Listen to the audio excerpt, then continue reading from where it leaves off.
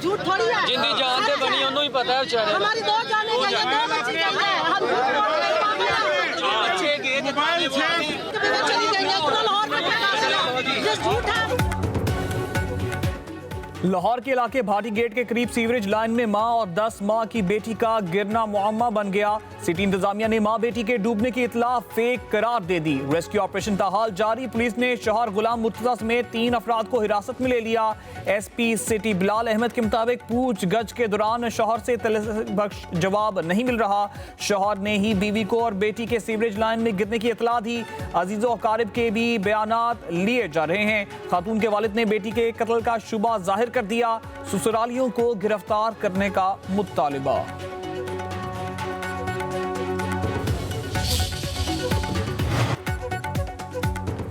वज़ीर आला पंजाब मरीम नवाज का नोटिस, इमदादी कार्रवाइयां तेज करने की हिदायत। वज़ीर आला की हिदायत पर गफलत और लापरवाही पर डॉक्टरेट टीपा शबीर हुसैन को मुअत्तल कर दिया गया।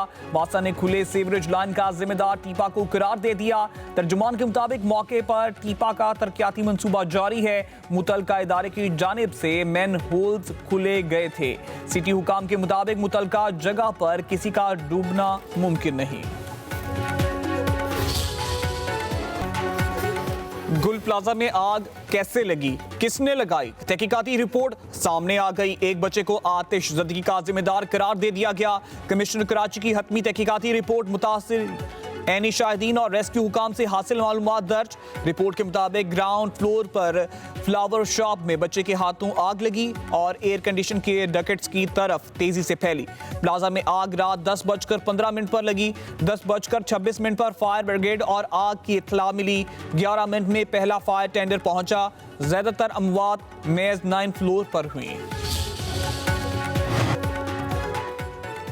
गुल प्लाजा में 1992 में ही बड़े हादसे का खदशा जाहिर किया गया था, मगर गैर कानूनी तामीरात पर खामोशी छाई रही। पब्लिक न्यूज 34 साल पुराना रिकॉर्ड सामने ले आया। मैनेजिंग कमेटी ने महकमा लैंड के एमसी और कराची बिल्डिंग कंट्रोल अथॉरिटी को तजावुजात से आगाह कर दिया था। 34 बरस में कोई एक्शन न लिया गया।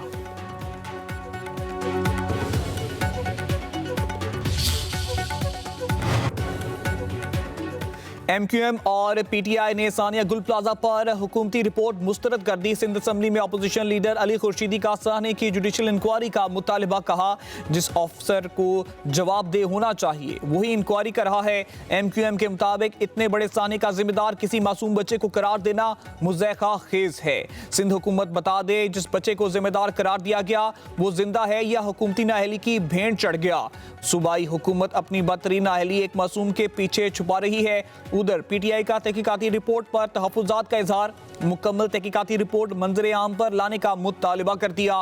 राजा अजहर कहते हैं कि हक़ाइक़ छुपाना मुतासरीन के जख्मों पर नमक छिड़कने के मुतरादिफ है। जरूरी समझा तो सानिया गुल प्लाजा पर कमीशन बनाएंगे। MQM के मुतालबात से फर्क नहीं पड़ता। सियासत करनी है तो शौक से करें, ब्लैकमेल ना करें। सिंध के सीनियर वजीर शर्जील इनाम मेमन का कहना है गुल प्लाजा की तामीर में कम अज कम 2 साल लगेंगे। जितनी दुकानें थीं उतनी ही दुकानें बनेंगी। ताजरों को करीबी प्लाजों की दुकानों में भी शिफ्ट किया जाएगा। कहा जब काम करो तो कुछ लोगों को प्रॉब्लम ब्लेम गेम जरूर होती है। फैसला हमने या MQM ने किया, अवाम ने करना है।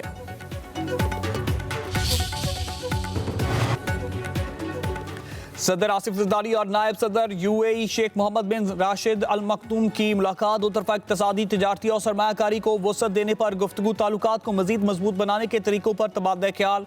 सदर जरदारी ने दुबई की सियासत, मालियात और उभरती हुई टेक्नोलॉजीज के आलमी मरकज में नुमाया तब्दीली को सराहा। सदर ने पाकिस्तान में जारी मुआशी इस्लाहात पर रोशनी डाली। मुलाकात में खातून अव्वल आसिफा भुट्टो, बिलावल भुट्टो जरदारी और बख्तावर भुट्टो की भी शिरकत।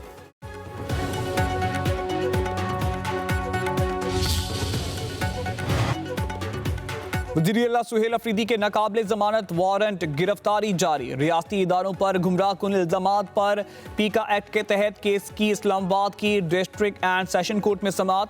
अदालत का सुहेल अफरीदी को गिरफ्तार करके पेश करने का हुक्म। केस की मजीद समाअत 10 फरवरी तक मुलतवी।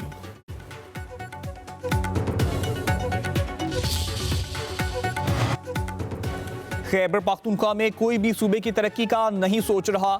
KP की खुशहाली वहाँ के अवाम का बुनियादी हक है। वफाकी वज़ीर इत्तलात अता तड़का खैबर पख्तूनख्वा यूथ असम्बली से खिताब, कहा बयानिया पॉलिसी जोर पकड़ रही है। फेक न्यूज़ और डिसइंफॉर्मेशन मुआशरे के लिए बड़ा खतरा है। जो सियासत परवान चढ़ रही है इससे नुकसान हो रहा है। खैबर पख्तूनख्वा कुदरती वसाइल से माला माल सूबा है। वसाइल वहाँ की अवाम पर ही खर्च होने चाहिए। इख्तियार वली बोले, हमें अपनी वाबस्तगी से बालातर होकर सूबे के लिए काम करना होगा। नौजवान सूबे की तरक्की के लिए किरदार अदा करें। वादिया 3 पर फिर एक दफा PTI मनफी सियासत कर रही है। बेबुनियाद और हकायक से हटकर ये बयानियां बनाना शुरू कर दिया। जब भी ऐसी कोई जरूरत होगी तो छुपने की हमें जरूरत नहीं है। वफाकी हुकूमत को खुलकर बात करेंगे, सबको सामने बात करेंगे और ऑपरेशन करना हुआ तो अलग ऐलान करेंगे। मगर झूठ बोल के ऑपरेशन कह के बार बार अपनी फौज को पर झूठ का इल्जाम लगाने से आपकी नाहिली, नालायकी या करप्शन या वादिये तीरा में आपकी जेबों में गए हुए 4 अरब नहीं छुप सकते। वादी तीरा में कोई ऑपरेशन नहीं हो रहा। ऑपरेशन जब भी होगा अलानिया होगा। वजीर मुमलिकत दाखिला तलाल चौधरी का कहना है वादी तीरा पर तहरीक इंसाफ मनफी सियासत कर रही है। बेबुनियाद और हकायक से हटकर झूठा बयानिया तहरीक इंसाफ का वतीरा है। कराची से गिलगित बल्तिस्तान तक जो कार्रवाई हो रही है वो नेशनल एक्शन प्लान के तहत हो रही है। PTI अपनी करप्शन छुपाना चाहती है। कोहिस्तान स्कैंडल सबके सामने है।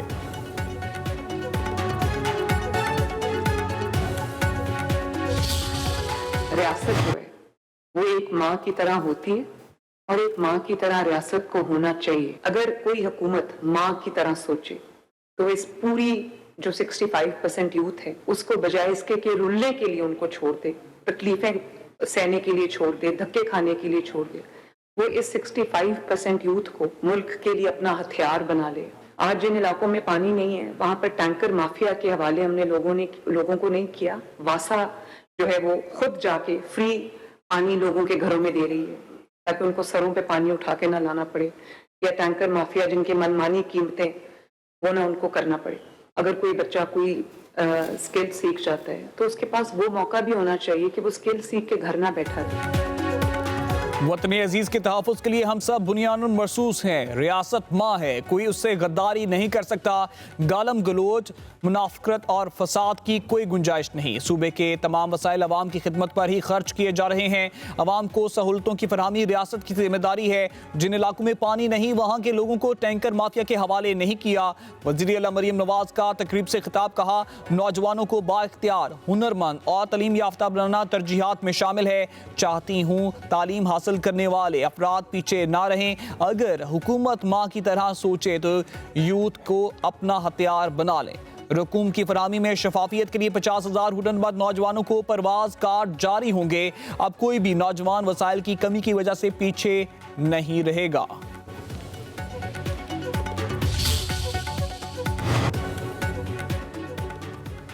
फिच रेटिंग एजेंसी ने पाकिस्तान की भी माइनस रेटिंग की तौसीक कर दी। आउटलुक और क्रेडिट के इस्तेकाम में बेहतरी का इशारा। रिपोर्ट के मुताबिक IMF इस्लाहात और मुस्तकिम मुज़र्रा मुबादला ज़खायर की वजह से रेटिंग बेहतर हो रही है।